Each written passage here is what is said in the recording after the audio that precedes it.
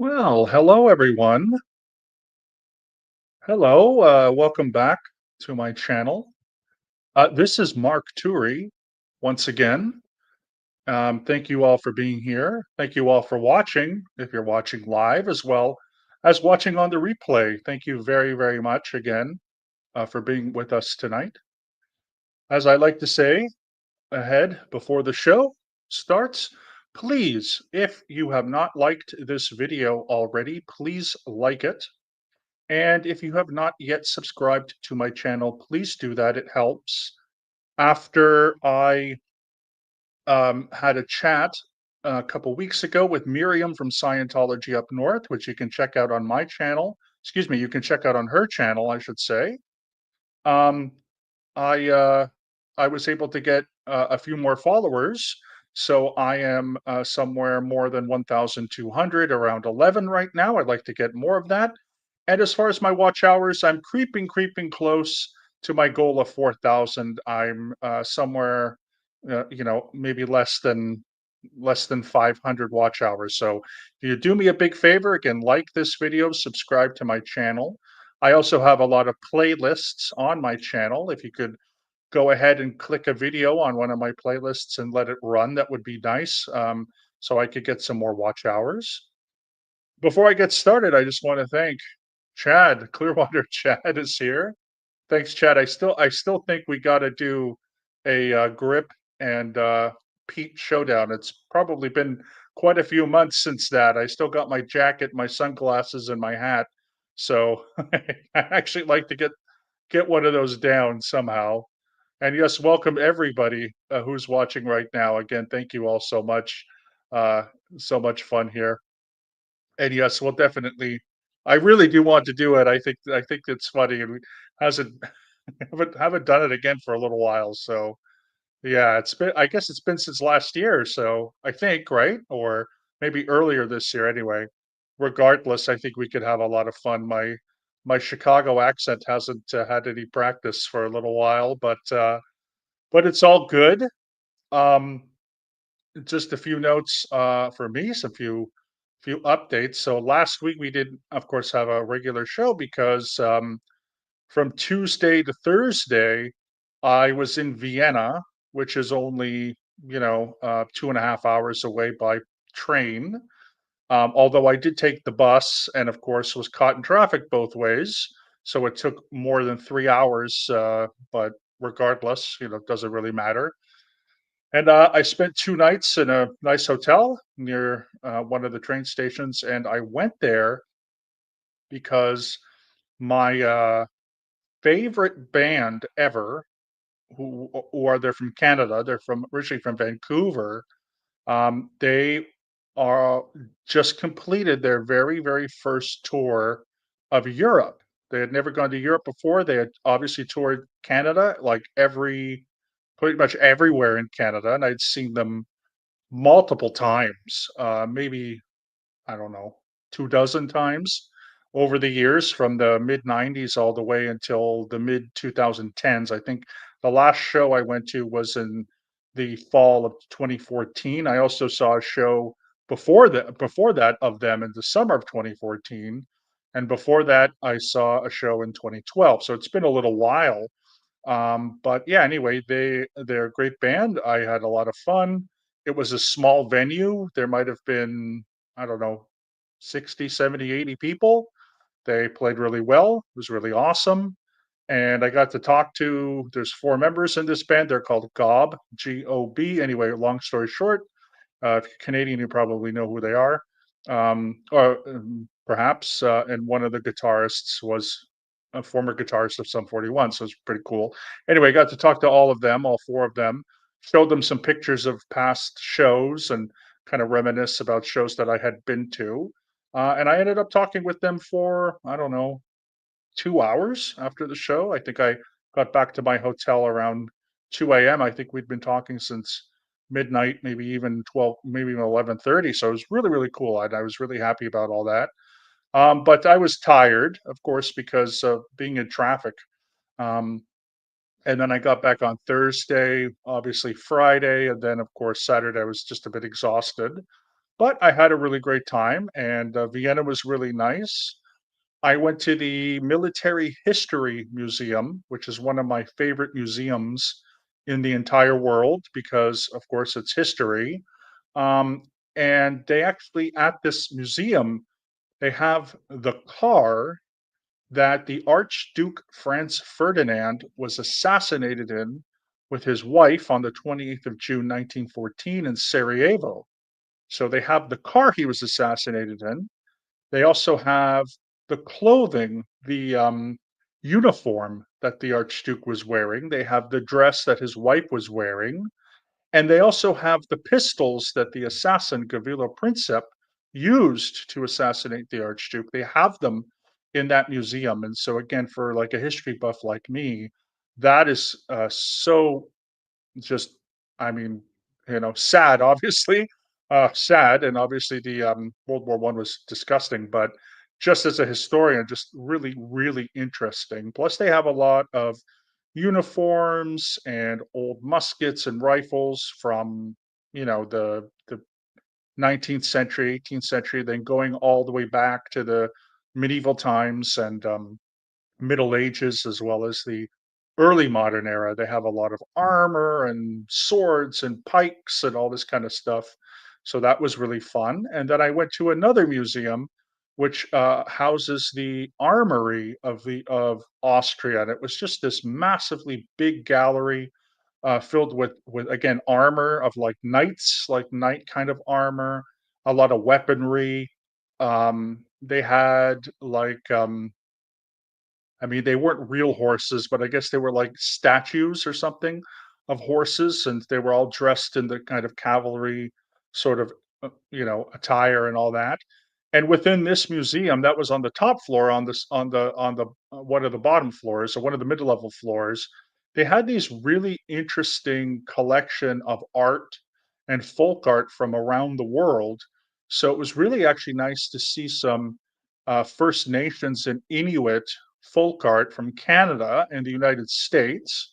And then they had a lot from what they call Mesoamerica, which of course is Mexico and Central Africa, Central America, like Guatemala.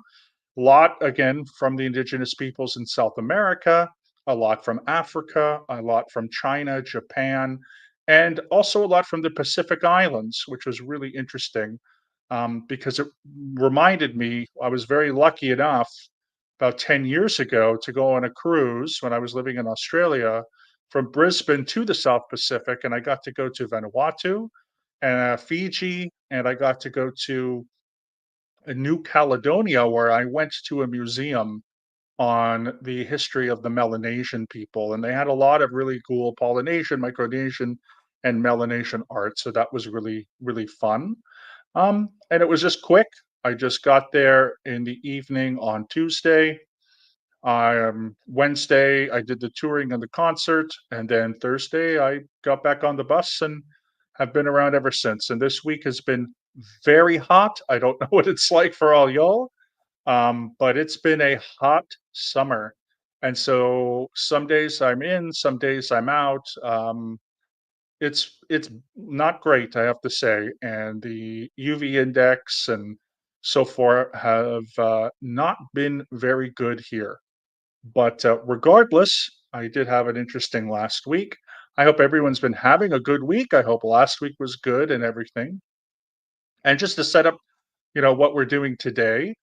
Over the past couple weeks, of course, we've met like this, and I played a video on a video that I snipped out of a longer episode of the Nerdy Bunch, which I did with people like Marilyn Honig and Joe Giuseppe, Clearwater Chad, who's with us, Denver Stevo, and Juliana Bittencourt, which we did a couple years ago.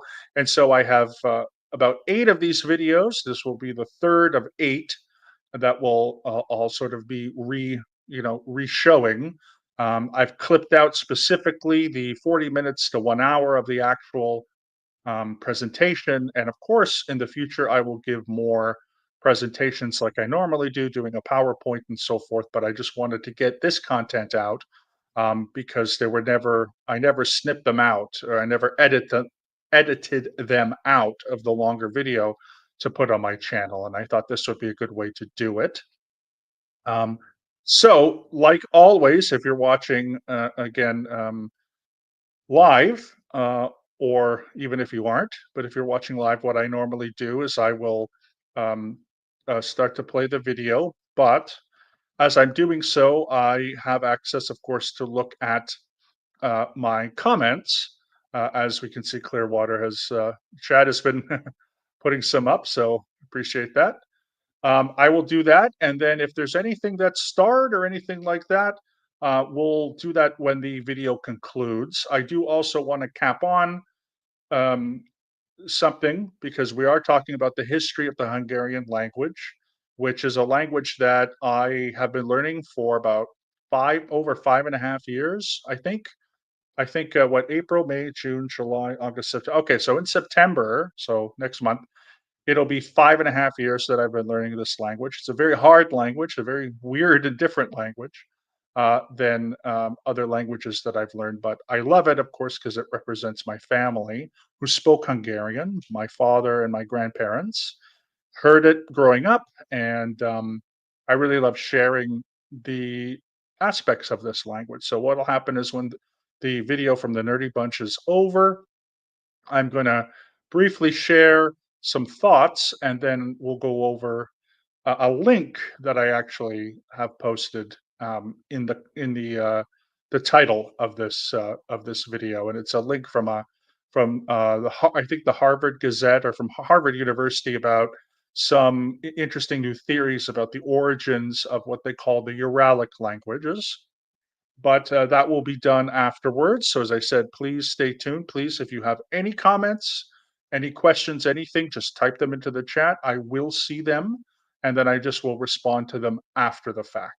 So I will mute myself. I will start the video in just a few moments. I will again be able to hear what's going on, but please leave any comments, leave any questions. Please again like this video. Please subscribe, and so on. So just in just one moment, I will start the video. Thank you.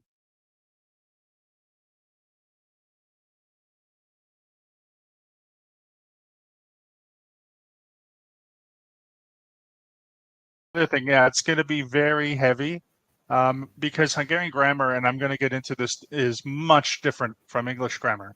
And so it's going to kind of, twist our brains a little bit into a different direction, which I think is actually good. And so you might think to yourself after this, like, you don't want to learn it, but I still think it's really cool. So yeah, so here's a brief history, of course, of the Hungarian language. And this, of course, is the flag of Hungary. It looks like the Italian flag, but it's in a different area. And we're going to start. Before I actually get into what Hungarian is, I have to get into what Hungarian is not. And the reason why I have to do that is because we're in a very peculiar and very special little place in the world, and we are surrounded by neighbors that do not think, okay, that, or do not, exactly, that do not, I shouldn't say do not think. Our neighbors do not speak a language that is similar to us, whereas all of our neighbors have one thing in common, okay? So I wanted to bring this map up here, and I know most people know their geography, so it's not a geography lesson. I know you know where where Hungary is. If you don't, obviously it's in the middle of Central Europe, and we have a bunch of neighbors that have one thing in common. So if we go to the north, we get the country of Slovakia, and in Slovakia, their language, Slovak, is a Slavic language. And it's in the branch of what is called the West Slavic languages, and it's related most closely to Czech, but also a little bit distantly to Polish. Then if we go to the northeast, we have around, I guess it's like 60 or 80-mile border, I can't remember the exact number, with Ukraine. And of course, Ukraine is also a Slavic language, or Ukrainian, I should say, is a Slavic language. And not only is it a Slavic language, but it's part of the East Slavic branch. It is closely related to the Belarusian language in Belarus and a little bit distantly related to Russian, even though, of course, they are two quite different languages. They don't understand each other. If we go to the south, you can see that there are three countries that border Hungary's south border. That, of course, is Serbia, Croatia, and Slovenia. So the languages of Serbian Croatian exist along what is called a dialect continuum, which is often called Serbo-Croatian. And it also includes Bosnian and Montenegrin, which means that spoken language wise, they're very similar. However, because of national, religious, and even alphabet differences, they are considered different languages. But all of those languages, Serbian, Croatian, and Slovenian, are part of the South Slavic branch. When we head to the east, we find Romania. Very interesting language, Romanian. As I said, I can get into that later. But Romanian is a Romance language, which means that it evolved from Latin. And there are two branches within Romance. Romanian is a part of the Eastern Romance branch, but you may remember or you may know some Western Romance languages, which include French, Spanish, Portuguese, Italian, and other regional languages like Catalan, Sardinian, Ladin, Friulian, Romansh, and many others. So it is closely and closest related to English in some ways. And then, of course, to the west, we have Austria. Now, of course, in Austria, they speak German, but they have their own standardized version of German. And that standardized version of German is its own thing called Austrian German, but it, of course, is called a Germanic language, and the branch is called West Germanic language. So along with the standardized German in Switzerland, in Germany, including Dutch and English, we are all what are called West Germanic languages. So what do they all have in common? Well, all of these languages do have one thing in common. Now, they're very different. Of course, the Slavic languages have some what is called mutual intelligibility, which means that when somebody speaks Ukrainian, it's actually possible for someone who speaks Slovenian to understand it at some level. Of course, Serbian Croatian is quite mutually intelligible. But beyond that, they actually have something that goes back, like a common feature that goes back thousands of years. So all of those languages that I just mentioned, the Slavic languages, the Romance languages, and the Germanic languages, have this in common. So all of them are part of the same language family. Okay? And this language family, that also includes English, is called the Indo-European language family. The Indo-European language family is estimated to be around somewhere between 6,000 and 6,500 years ago. And it most likely originated somewhere north of Crimea in parts of Ukraine, Russia, and Belarus. And then you can see from all these different colors that those different groups migrated. But there was one language, and that one language was called Proto-Indo-European. It has been partially constructed by scholars. And what's also very interesting is, although I know it can be a little hard to see, but if you think about it, back in the 19th century, when scholars were heavily interested in finding the origins of languages, a bunch of scholars in Europe found that the language of Lithuanian, which of course is in the Baltics, okay, and has been spoken in the Baltics for roughly 5,000 years, that they had very similar sounds and what are called cognates, meaning that they're words that were very similar in origin and similar sounding to ancient Sanskrit. And this is really where the idea of these languages having one common ancestor were discovered. and theorized. And obviously, even Darwin and evolution contributed to this in an indirect way. So if we look at this map of all the Indo-European languages, we see the green, I mentioned before, are the Slavic languages. The dark blue is, of course, the Romance languages, and you will see geographically that Romania and Moldova are quite separate from the other blue languages in the Western Europe. But then I also mentioned the red languages, which are Germanic languages. And not only did they include German and Dutch and English, but they also include the Scandinavian languages. So Icelandic, Norwegian, Danish, and Swedish are called North Germanic languages. They basically descend from the Nordic languages, the languages of the Vikings and so forth. But there are many other colors, depending on how large, of course, you can see here. If we go to Great Britain or go to the UK, we can see Ireland and Scotland, and there's even a part in northern France that's orange. And these, of course, are the Celtic languages. Some Celtic languages include Irish Gaelic, Scottish Gaelic, Manx, Cornish, Welsh, and then in France, they speak Breton in a place called Brittany. And Breton descends from a group of people that moved from Britannia during the Roman days, and they were there in Brittany. They moved. They were the Britons. Okay, so Celtic languages are also Indo-European languages.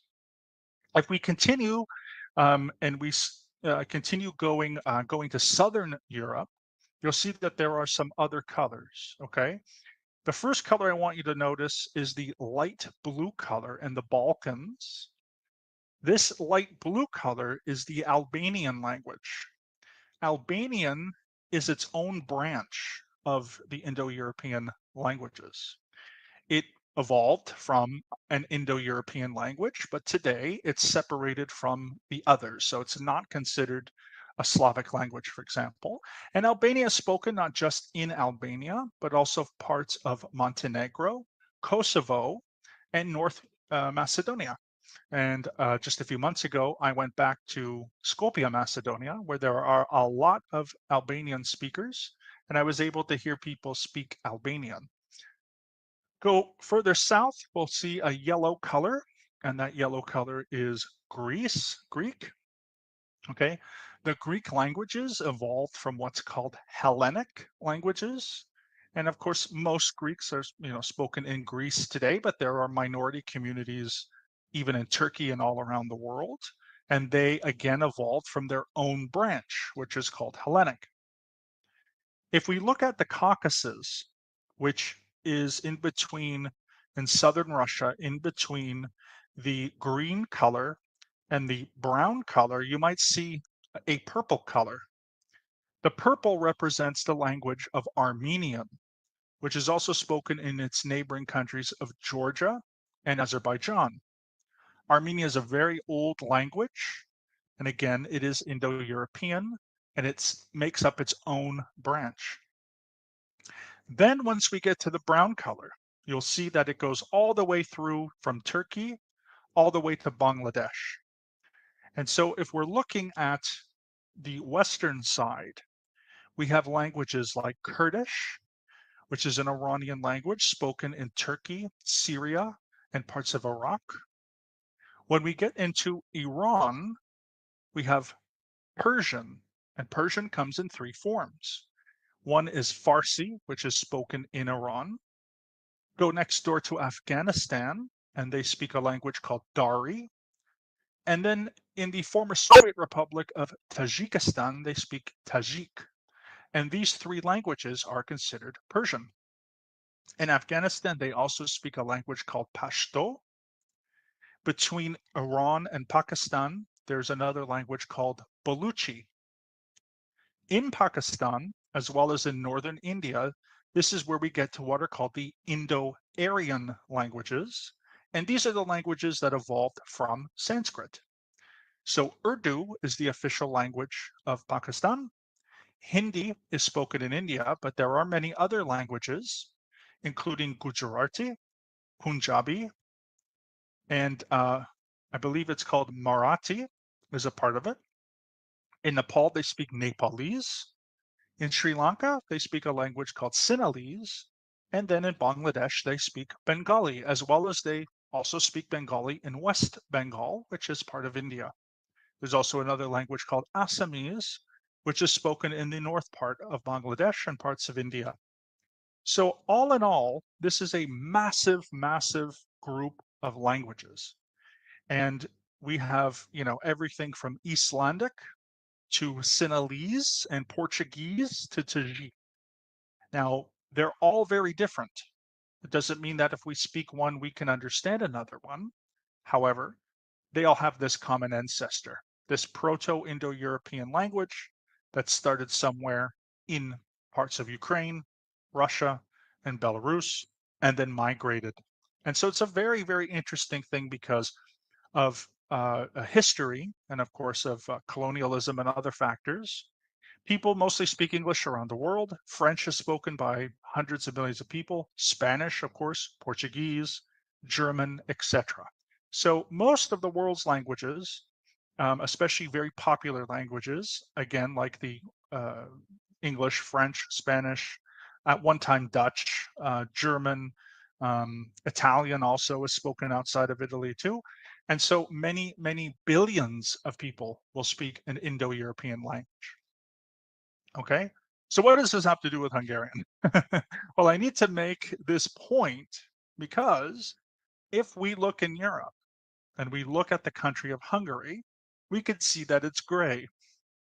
Okay, why is it gray? Well, this is why it's gray.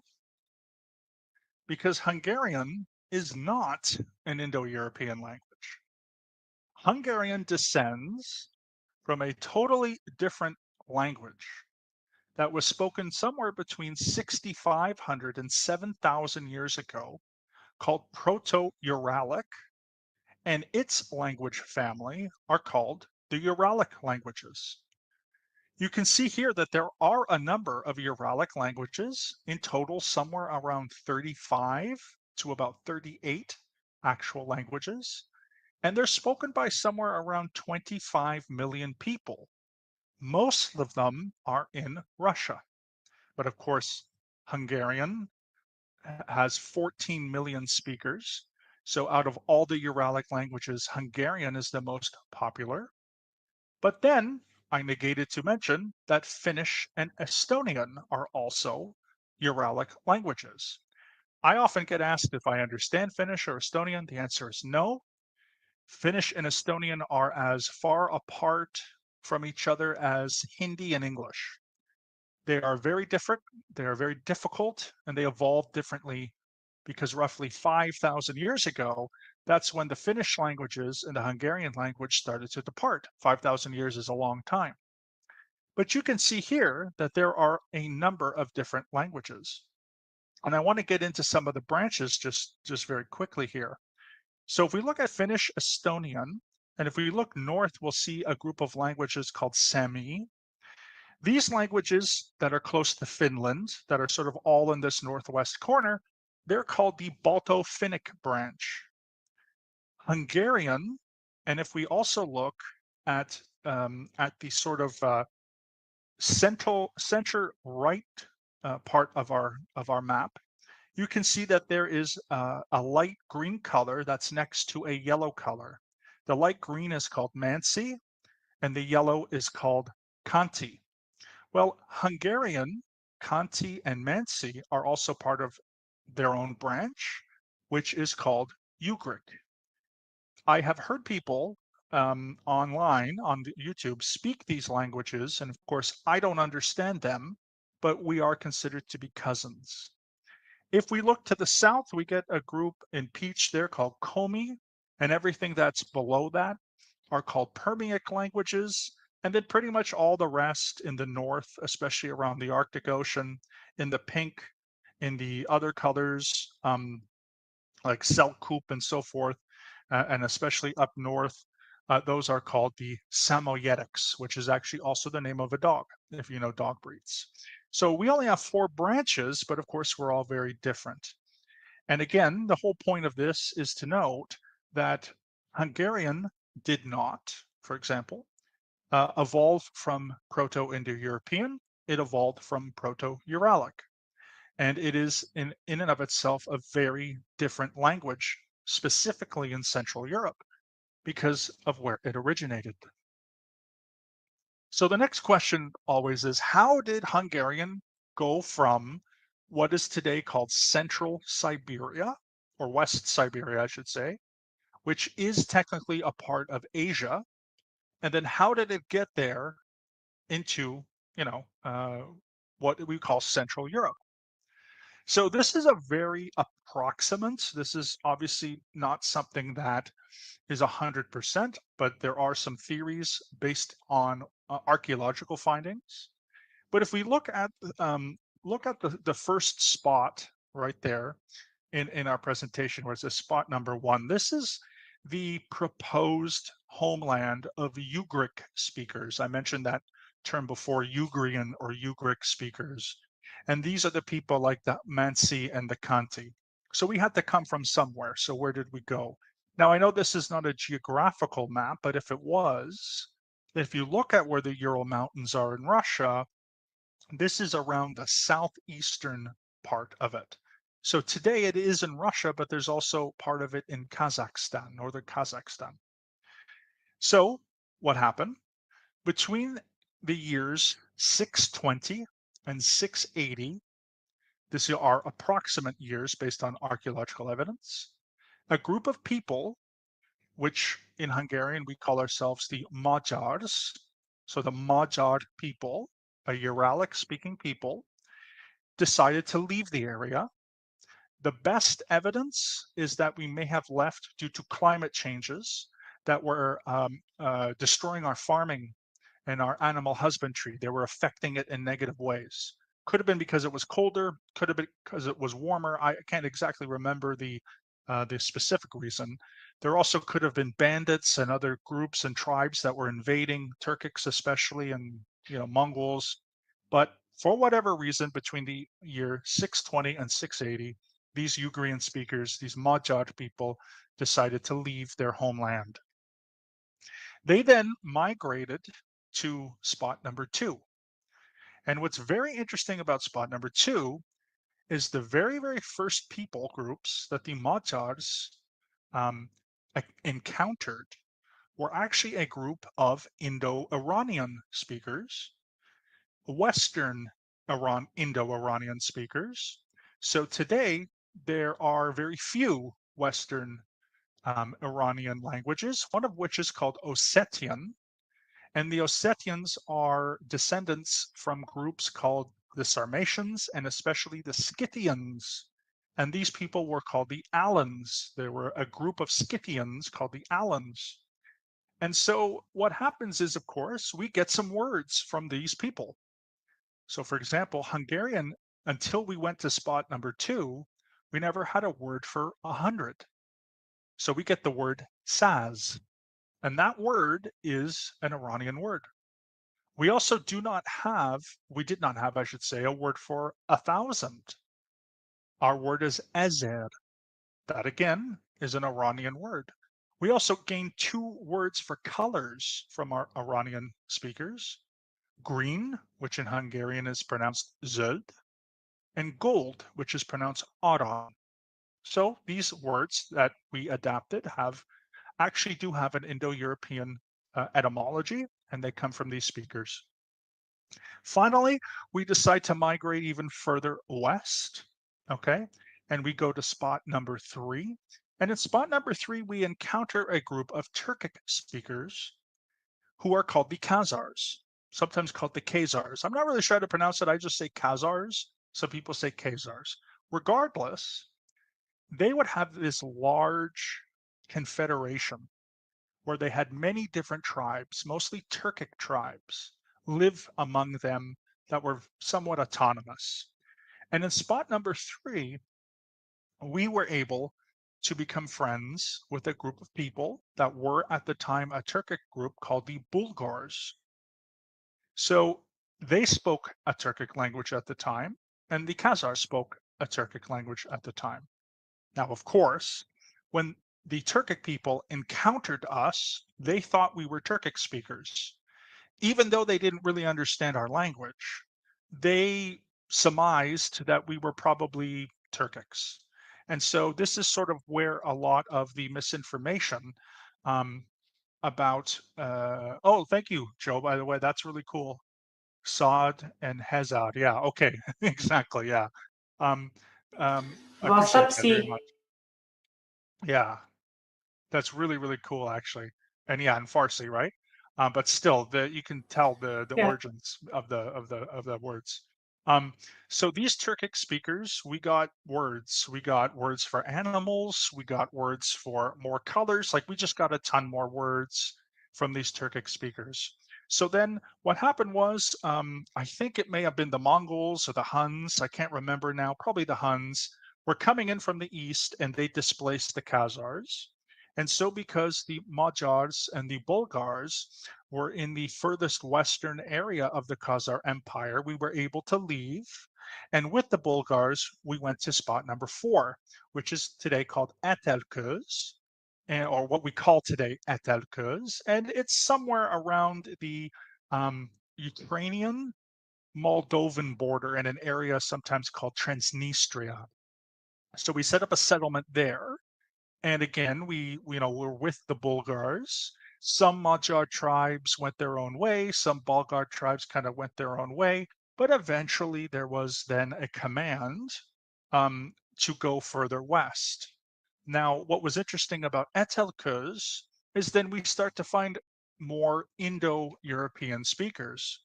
There had actually been Germanic speakers, Romance speakers, and just starting to invade the area were Slavic speakers.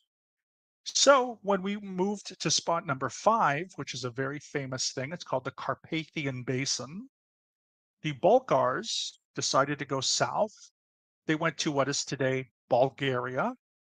They converted to Christianity, and they changed their language to Bulgarian, which is a South Slavic language. However, the Magyars, we decided to go further into the Carpathian Basin. And so we split from the Bulgars peacefully, from what I remember reading, and we made our way into there. And that is where the year 895 and 896 come in. In 895, the Magyar people found a path between the Carpathian Mountains. They went through the Carpathian Mountains, which today would be Romania. They moved along Transylvania, and by 896, they made it basically to where I live today, right around Budapest, somewhere around here. And there had also been a Roman settlement here called Aquincum, and it was part of a province called Pannonia. So it had also been known because the Huns were here, and another group called the Avars were here, and the Franks were here. So many people were already in this area that there had been settlements here as well. So we get there into this area in 896. Now, this is a modern painting. Okay, this looks like it could be something from 896, but it's not. This is a painting from the 19th century. And just pardon me, I just got to get some water. Throat is getting dry. So this is a modern painting from the 19th century. And this is a gentleman. If you look in the photo, you will see that there are two men on white horses. The one to the right, which is closer to the center of the photo with the bigger white horse, that is the depiction of a gentleman named Prince Arpad. And Arpad is a very common, very popular male name in Hungary, even to this day. So Prince Arpad united, and if we look on his left or our right, we will see 6 men atop of 6 horses. Each of these people represent a different Hungarian or Magyar tribe. So when they got to the Carpathian Basins, Prince Arpad united 7 in total Hungarian tribes, went through the path, and went into Hungary. And this painting is housed, if you're ever in Budapest, in the Hungarian National Museum. And again, it's not something that you find from from the 10th or the 9th centuries, from the 19th. I also want to direct your attention to what's going on in the background. So on the far left and the far right, so the other gentleman on the far left with the white horse, and then on the far right, we see the nobility. So these were nobles. I also think it's very interesting that in the foreground at the bottom right of our photograph, we see a farmer, we see a peasant with a very specific form of bulls and cows. I don't know if those same looking cows are in Hungary today, but they're definitely their ancestors. They're, these ancestors of these cows, and they're a very specific kind of cow that came from Central Asia. So some of their descendants of those cows are still in Hungary today, and I just think it's a great cross reference or cross pattern of the different people groups. We have the chiefs, we have the nobility, and then we have the peasants and the farmers. All right, now to talk about the actual language. Okay, that was the history. So what's really interesting about language is every language that you will learn, okay, has an easy aspects and difficult aspects, even Hungarian. So here are a couple of easy aspects or easier aspects of the Hungarian language, especially if you know English or you might know, another, for example, language. Okay. So the first one is there are no gendered nouns in Hungarian. Excuse me again. Okay. What does that mean? Well, many Romance languages, French, for example, which I learned in school, Spanish, Italian, Portuguese, there are masculine nouns and feminine nouns. I also learned German. In German, there's masculine, feminine, and neutral. In Romanian, which I'm learning now, there's also masculine, feminine, and neutral, except in singular, masculine and neutral are the same, and in plural, feminine and neutral are the same. So there's basically only two, even though on paper there's three. So in Hungarian, just like in English, everything, every object is just the. It's there's no gender. There's no masculine or feminine. It's basically all neutral. So when we look at our nouns, you don't have to memorize, is it feminine, is it masculine, nothing like that. Another thing that I find very interesting is depending on the language, some languages emphasize syllables differently. Sometimes, if there's five syllables, you emphasize the fourth, or you might emphasize the third. And in English, I don't really even think that there's too much of a rule. I don't even know, for example, what syllables I emphasize. But in Hungarian, the easiest thing, we always, always, always emphasize the first syllable of every word. Now, of course, if the word only has one syllable, we don't emphasize it. But if it has two or more, the first is always stressed. And that is the rule. So we don't have to think, okay, there's an even number of syllables or an odd number of syllables, and which very simple. The next one is verb tenses. I don't know if anyone out there speaks English as their second language, but if you do, you know that we have 13 verb tenses. This is the most difficult part of English for the majority of speakers, especially those coming from other European languages. Romanian and German, they have 5 verb tenses. And that's fairly average for Europe. However, there's only 3 in Hungarian, and this is great. So we only have past simple, present simple, and future simple. So I was, I am, I will. In German and in Romanian, there's also past and present perfect. So those can be a little bit tricky. I know when I speak Romanian, I don't even use the perfect tense. And there are areas of Romania where people don't even use the perfect tense. So it's interesting. So you only have to use, those 3 tenses. So that tends to be good. The other thing is if you're like me and you hate the English alphabet, as it hasn't been updated in hundreds of years, and I'm not a good reader when it comes to English. In Hungarian, it's pretty much like 95% phonetic. So if you're reading a book and you're reading words, we have accents on top of vowels. We have, consonant combinations that are pretty straightforward. So we have an incredibly phonetic alphabet. Are there exceptions? Of course. Absolutely, there are. We have a tense in Hungarian, which we do have in English and other languages. It's called imperative tense. People would know that that means when I give an order. In Hungarian, we do not like to have three or more consonants together. We tend to be a language that has consonant, verb, or verb, consonant.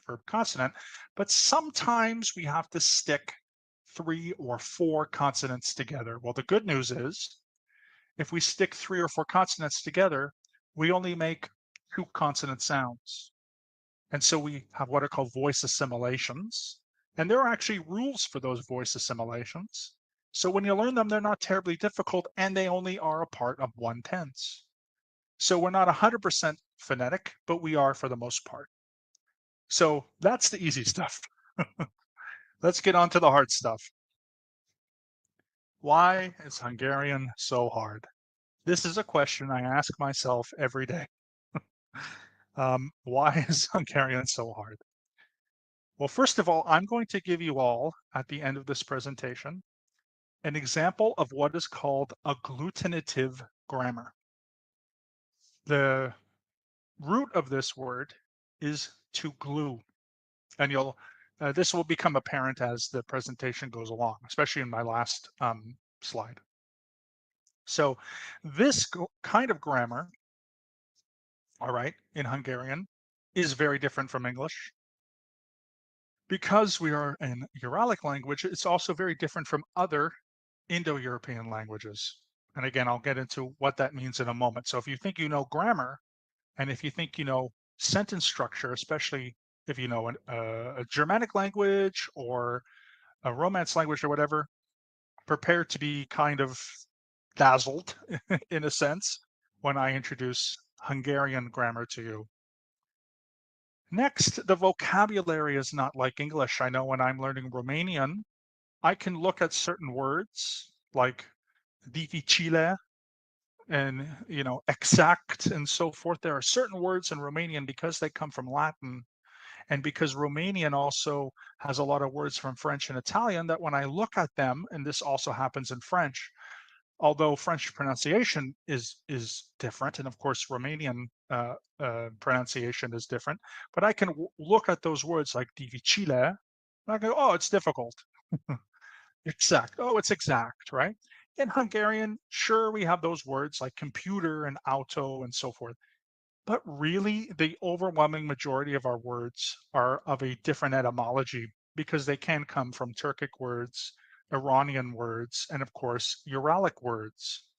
Um, it is noted that around 20% of the vocabulary of Hungarian has a direct Uralic cognate. 30% of our vocabulary has literally no direct cognate in any other language. It's considered to be unknown and uncertain. The other, I think it's something like 70%, or excuse me, not 70, rather, 30%, I should say, maybe 30, 40% come from Indo-European languages, and the rest come from Turkic. So I actually want to say it's something like 30 unknown, 30 Indo-European, and then 20 Uralic and 20 Turkic. So you have to kind of relearn vocabulary and it'll be very different. So the word for, I don't know, to rest is pihen. The word for book is kunf. These are very weird words. We have words like udul and a circle is kud. It doesn't make any sense. And they all seem to be very like 2, 3, 4 letter words that are very archaic. In addition to that, there is a lot of conjugation. And I mean a lot of conjugation in Hungarian.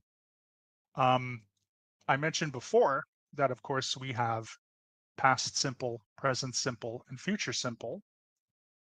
But each verb in Hungarian um, can either be transitive or intransitive. If it's a transitive verb, it takes on movement.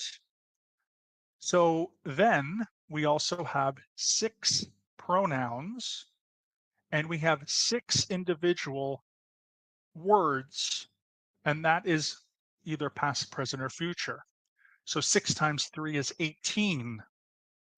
So in past, present, future, a word like to go, which I'm going to give you an example of conjugation wise, that in past, present, and future, and I'm talking about I, you, he, she, it, we, and then we have you all, so you plural, and then we have they.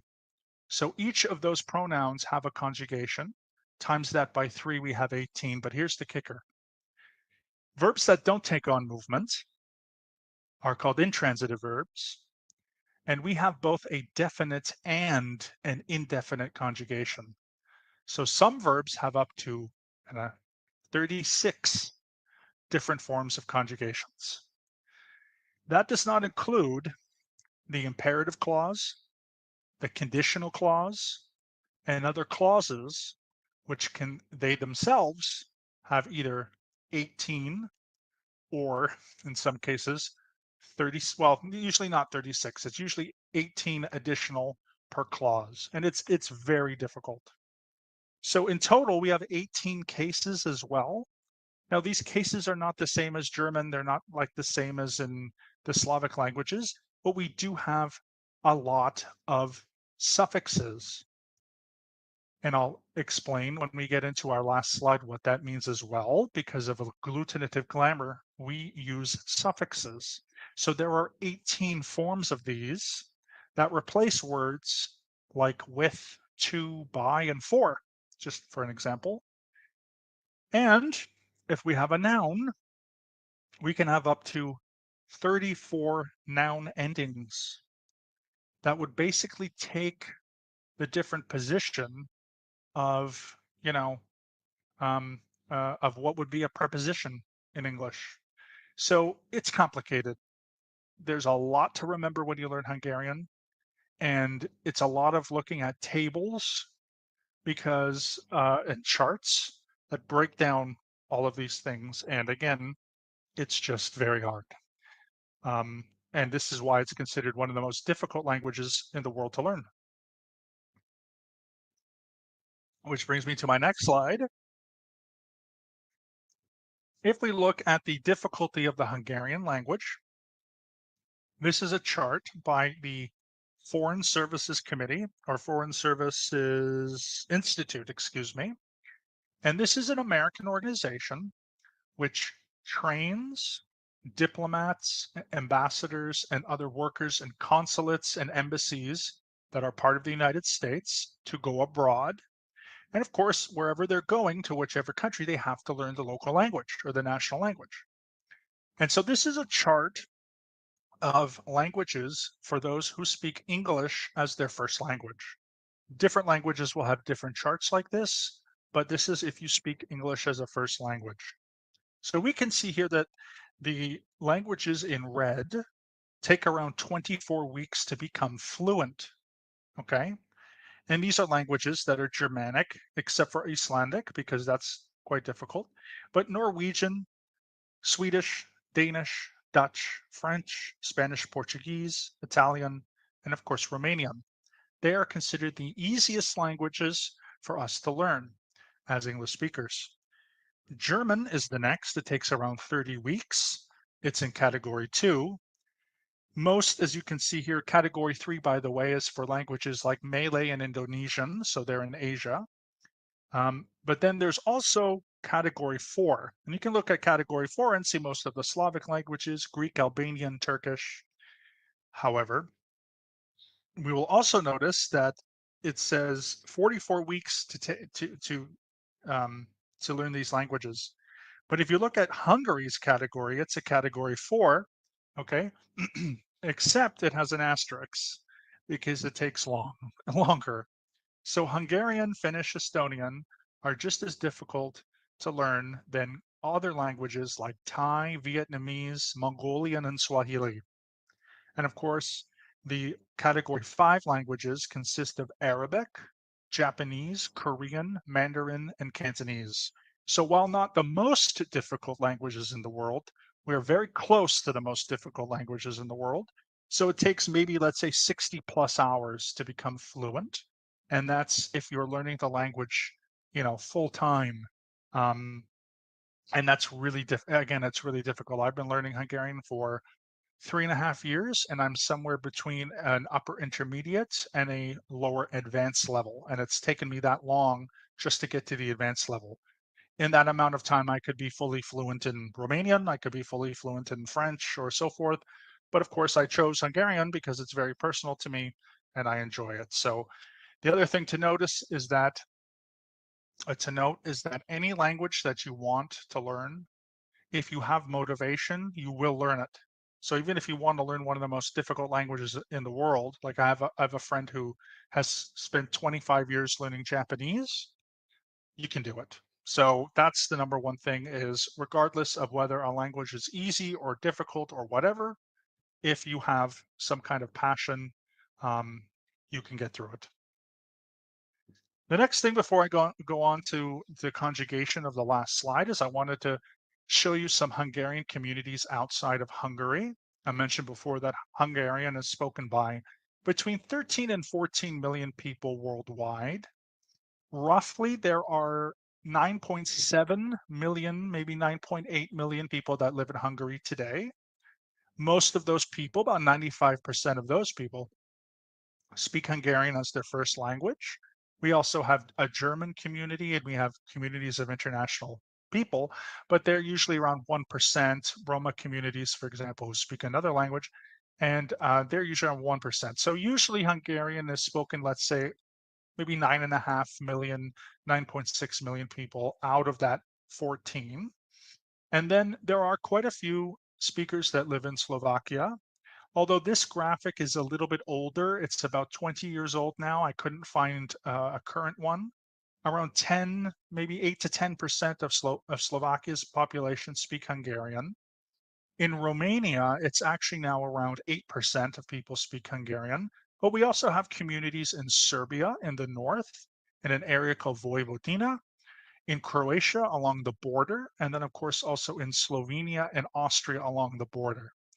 So in total, probably somewhere around 12 million speakers, maybe ish, 11, 12 million speakers speak Hungarian in Europe. And then, of course, there are significant hundreds of thousands of speakers that live in places like Canada, United States, Australia, Great Britain, Germany, New Zealand, and so forth.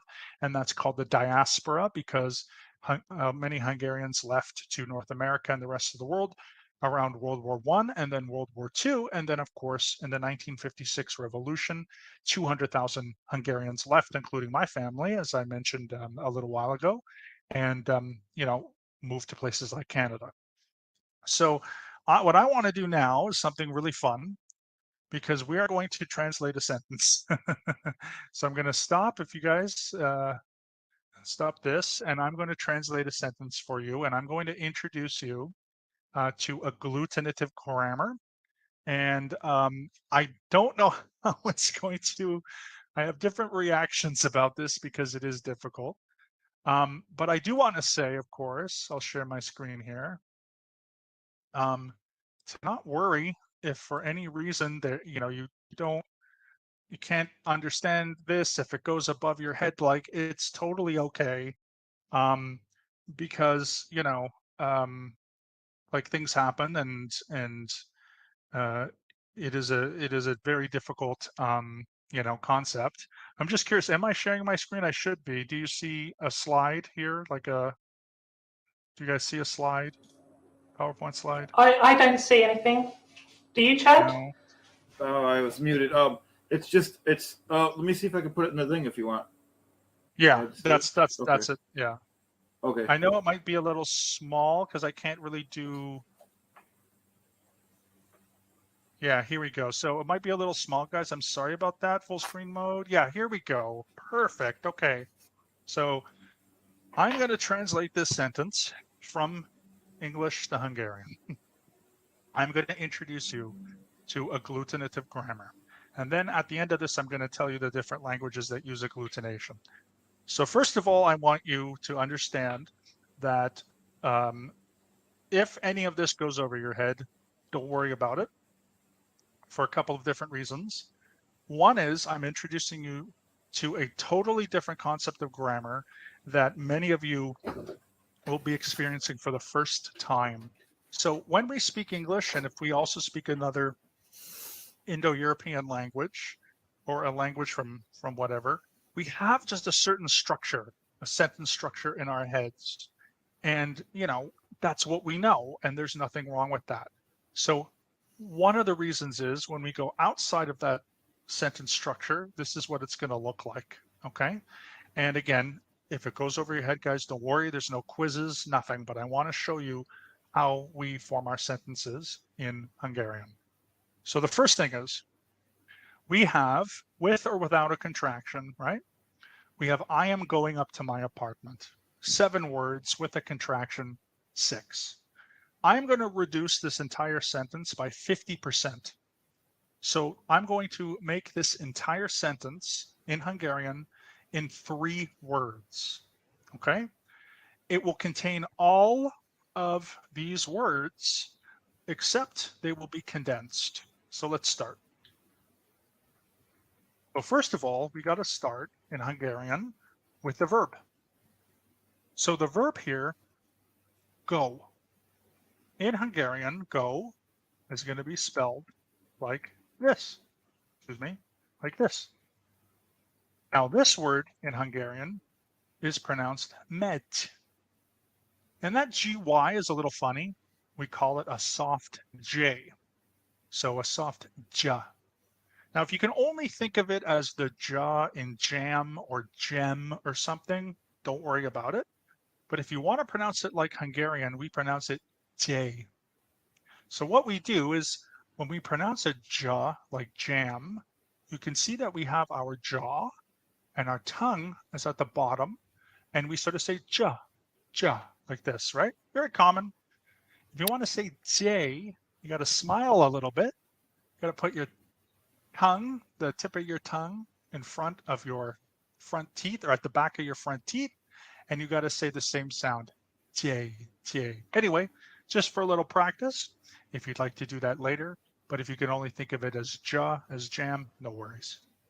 So med. Well, I'm not done here because I have to put, I am. Now, one of the things about Hungarian is, like many languages, we are called a pro-drop language. And pro-drop languages are languages where you don't always need to add the pronoun with a verb. Okay, so in this case, there is a pronoun for I in Hungarian, and that is pronounced én. So like the word pain or gain, but you just take away the first consonant. But we don't need to have it here because what we then can move on to is just the fact that I go, you go, and so forth. They're all different. All 6 of our go conjugations are different. So don't worry about it. However, if I want to conjugate I go or I am going, again, that's first person, singular, and we only have present simple, then all I need to do is put an E and a K. So right there, megyek either means I'm going, I go, or I am going. Pretty simple, okay? That's just what we're going to start off with. Now, we have the word up. This is where I'm going to introduce you to the agglutinative grammar. We're going to do something special with up.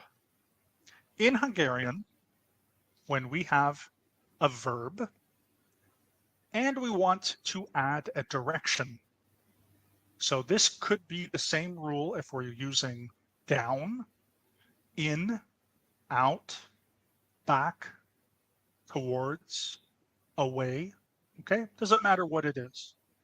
But what I'm going to do is I'm going to add this direction as a prefix.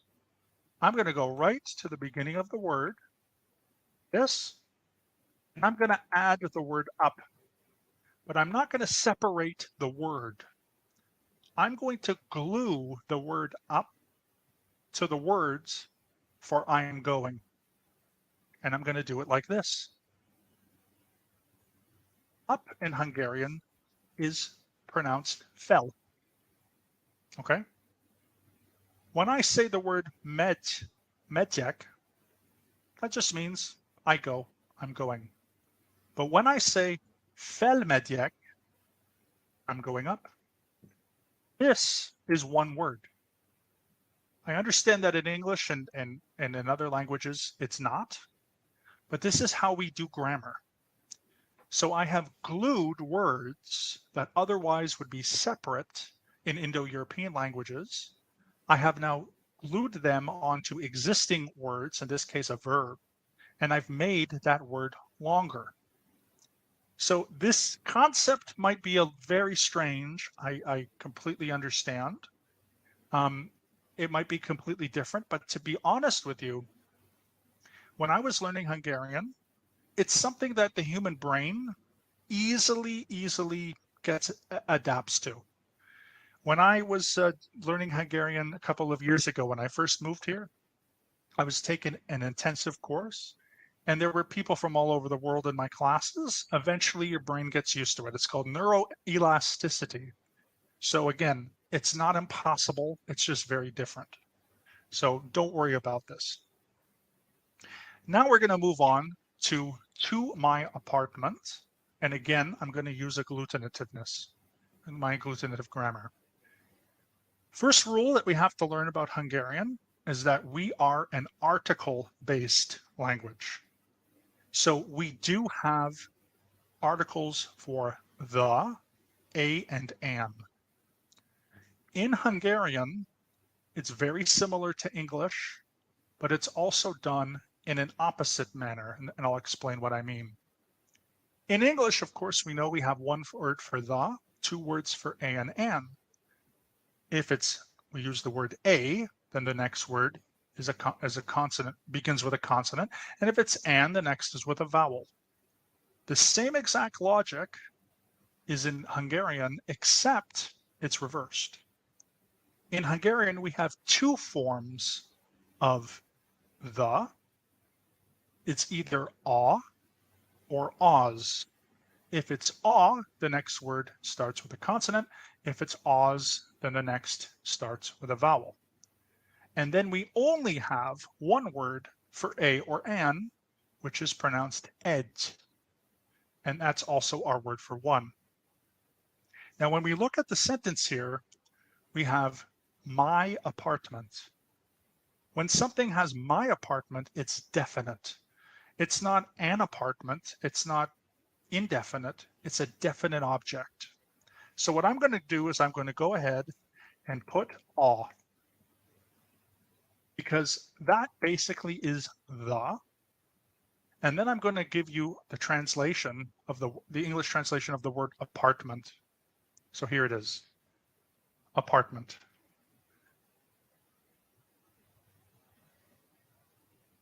Oops. Okay. The word for apartment in Hungarian is pronounced lakás. It sounds like the English word for law, sounds like the English word for cash. And again, we emphasize that first syllable, lakás. All right? That comes first in Hungarian. Why? Because when we have a noun, we agglutinate with suffixes. Verbs, we agglutinate with prefixes. Nouns, we agglutinate with suffixes. So what am I going to do with to and my? That's the missing thing. Well, this is what's interesting. We're going to work backwards. We're going to start with my, because in this case, how Hungarians agglutinate is that personal pronouns, when we agglutinate, are put in the first position before prepositions. All we have to do in this case is glue two letters, O, and M. When I say the word a lakás, that just means the apartment. When I say a lakásom, it basically just means my apartment. And again, I have glued that word to the end as a suffix. Finally, we don't have prepositions, which means they don't come in a preposition. So the last thing I'm going to do is I'm going to add another 2 letters, which is B-A. That is the word for two. So altogether, I am going up to my apartment is pronounced felmegyek-a-lakásomba. If I say the English words in the Hungarian sentence structure, it's going to sound like a fictional character. Up, going I am, the apartment, my two. Maybe I sound like Yoda from Star Wars. I probably do, because whatever language Yoda speaks is agglutinative, but instead of using the standard grammar, nobody taught him how to do that. And so he simply speaks his own language, but nobody taught him how to do our sentence structure. And so all in all, this is how we say, I am going up to my apartment. The direction, the verb, which is then conjugated, the definite article, then the noun, followed by the personal pronoun, followed by the preposition. So if you can wrap your head around this, there are, and this is my final point, there are a number of agglutinative languages around the world, including, but not limited to Japanese, Korean, Mongolian, Manchurian, Tamil, Georgian, Swahili, Basque, the Turkic languages like Turkish, Azeri, Kazakh, etc. And then there's also many languages that are indigenous to North and South America, such as Algonquin, Cree, Blackfoot, Siouan, Navajo, and then in South America, in Central America, the Nahuatl language of the Aztecs is agglutinative, and in South America, the Quechua languages of the Inca, which is spoken in Peru and Bolivia. And then, in addition to that, other Uralic languages are also agglutinative.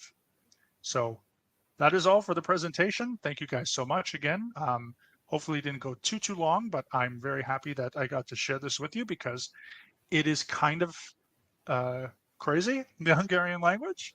And I'm really happy that I introduced you guys to some agglutinative grammar. So just think of trying to, change your brain a little bit here. Hopefully I've done that. You might be thinking I'll never ever learn this language because it's too difficult. But I'm telling you, if you learn any of the other languages that I just mentioned, like you want to learn Mongolian or something, whatever, you want to learn an agglutinative language, your brain will adapt.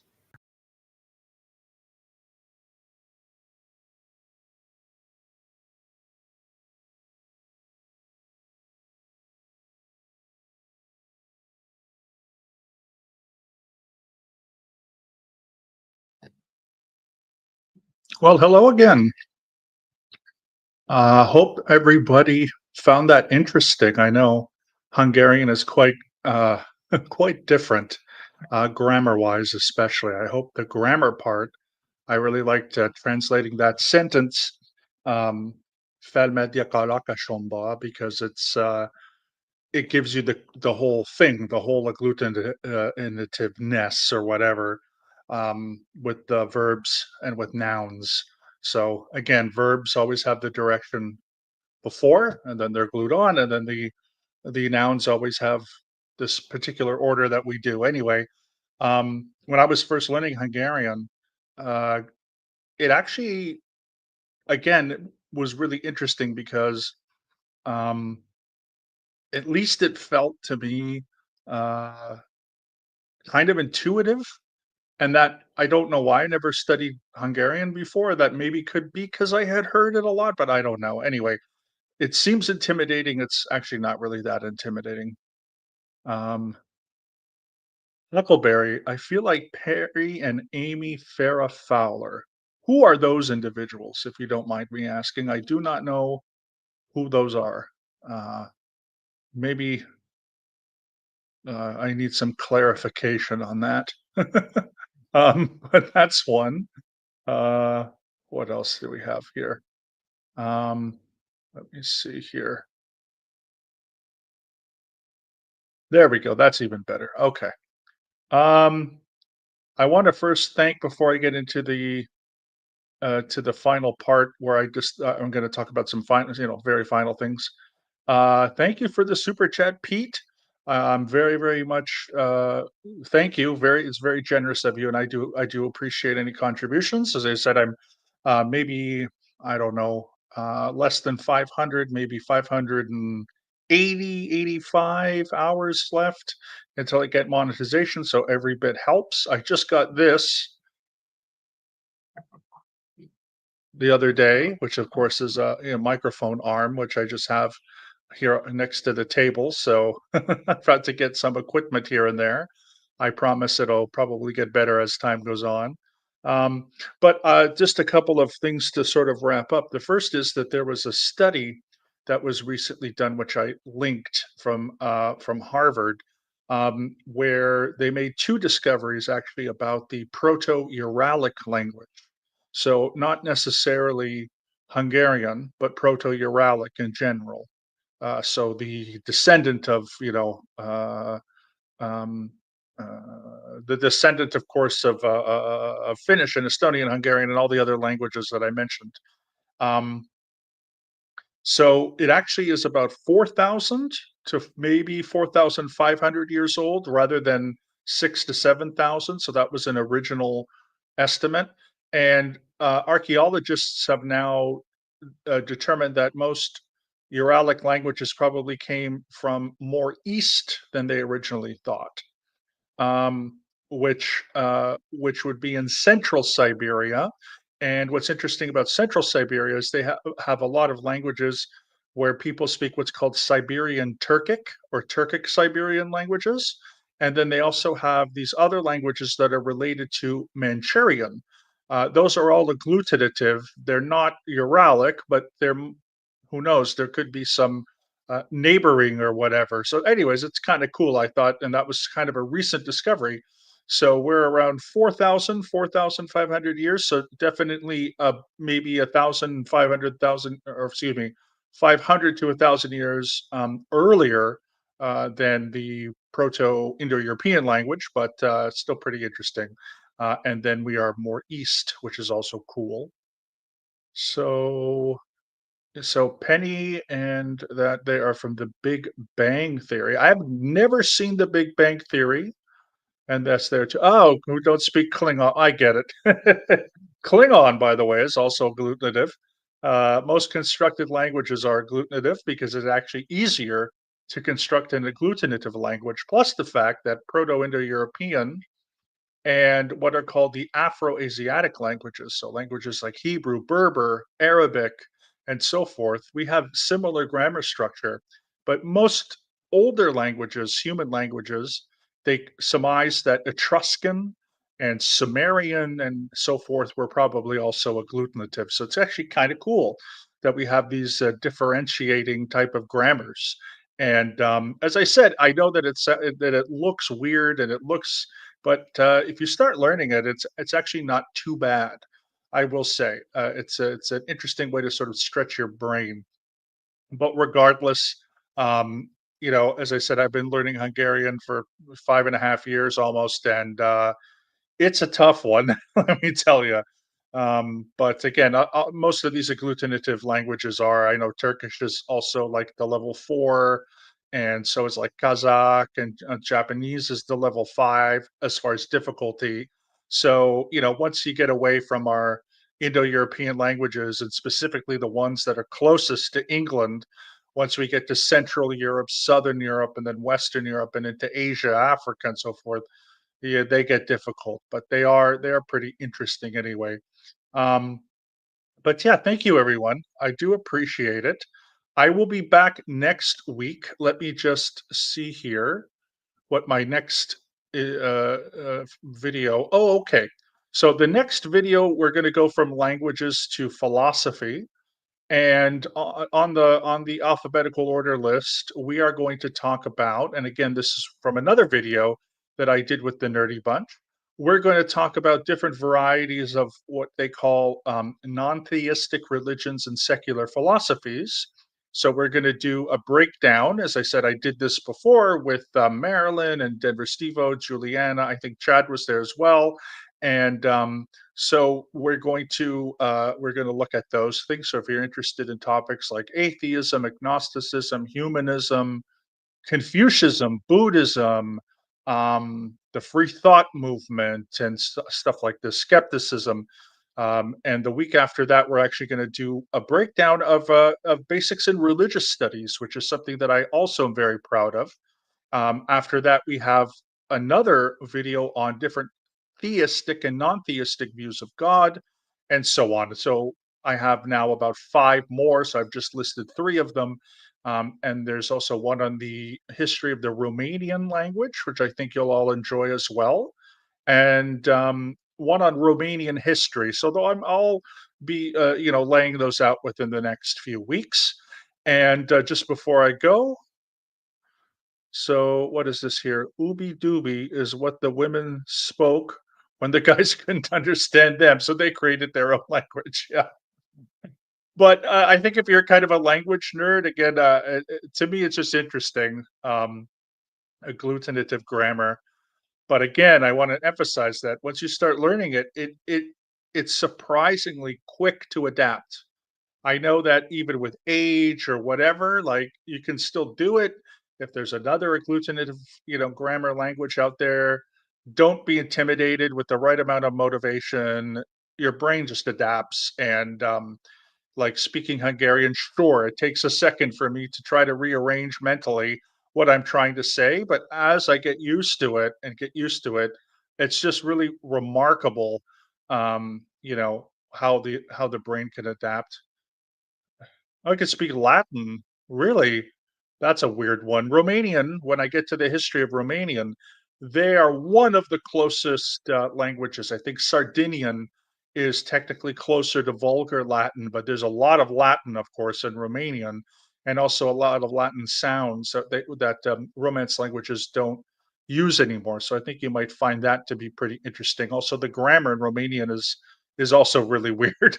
Certainly, I'm learning Spanish right now, and there's something called the subjunctive clause, which is just a pain in the butt for all Spanish speakers. It's confusing, but it's not really that terrible.